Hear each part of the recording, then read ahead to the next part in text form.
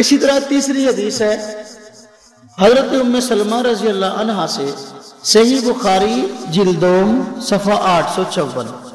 حضرت ام سلمہ رضی اللہ عنہا فرماتی ہیں کہ آپ صلی اللہ علیہ وسلم نے میرے گھر میں ایک لڑکی دیکھی جس کے منہ پر زردی چھائی ہوئی تھی، چھوٹی بچی تھی تو اس کا رنگ جو ہے بہت پیلا پڑا ہوا تھا۔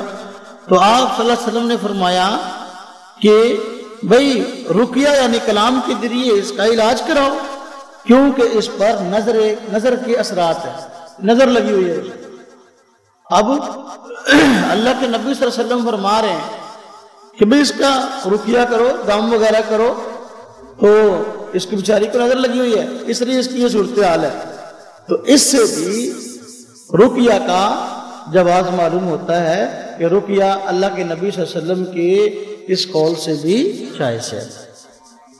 حدیث نمبر 4 حضرت عائشہ رضی اللہ عنہ سے روایت ہے صحیح مسلم کے اندر جلدوم صفحہ 219، باب الطب والمرض والرقیہ۔ حضرت عائشہ رضی اللہ عنہ فرماتی ہیں کہ جب آپ صلی اللہ علیہ وسلم بیمار ہوتے تو حضرت جبریل علیہ السلام بسم اللہ یبریکا یہ دعا اور کلام کو پڑھ کر آپ کا علاج کرتے تھے۔ نبی پاک صلی اللہ علیہ وسلم بیمار ہوتے، حضرت جبریل آتے اور ان الفاظ کو پڑھتے تھے، بسم اللہ یبریکا۔ اس سے بھی معلوم ہوا کہ رقیہ اور دم جائز ہے۔ نمبر 5 حدیث حضرت انس رضی اللہ عنہ سے روایت ہے سنن ترمذی جلدوم صفحہ 27، باب ما جاء فی الرخصۃ فی ذلک۔ حضرت انس رضی اللہ عنہ فرماتے ہیں کہ آپ صلی اللہ علیہ وسلم نے زہریلے جانور کے کاٹنے اور پھوڑے وغیرہ کے دوا کے لیے علاج بالکلام کی اجازت عنایت فرمائی تھی۔ تو یہ تقریباً 5 روایات ہو گئیں جن سے رقیہ کا جواز ثابت ہوتا ہے، دم کا جواز ثابت ہوتا ہے۔ جب ہم یہ روایات پیش کرتے ہیں، جن لوگوں کو توحید کا ہیضہ ہو گیا ہے ان کو یہ برداشت نہیں ہوتی۔ توحید اچھی چیز ہے لیکن ہیضہ اچھی چیز نہیں ہے۔ تو جن کو ہیضہ ہے ہر قسم کے دم اور تعویذ کو ناجائز کہتے ہیں، اب وہ فوراً پہلے کہتے ہیں کہ بھئی یہ کوئی بھی جائز نہیں چیز، لیکن جب یہ روایات پیش کرتے ہیں فوراً پینترا بدلتے ہوئے کہتے ہیں ہاں یہ تو جائز ہے لیکن تعویذ اس کو لٹکانا لکھ کر یہ جائز نہیں، پڑھ کر دم کرنا تو جائز ہے، اس کو لکھ کر لٹکانا جائز نہیں ہے۔ ہم کہتے ہیں بھئی عجیب بات ہے، جو آدمی کسی معاملے کو شرک کہتا ہے وہ شرک اس کو ثابت تو کرے۔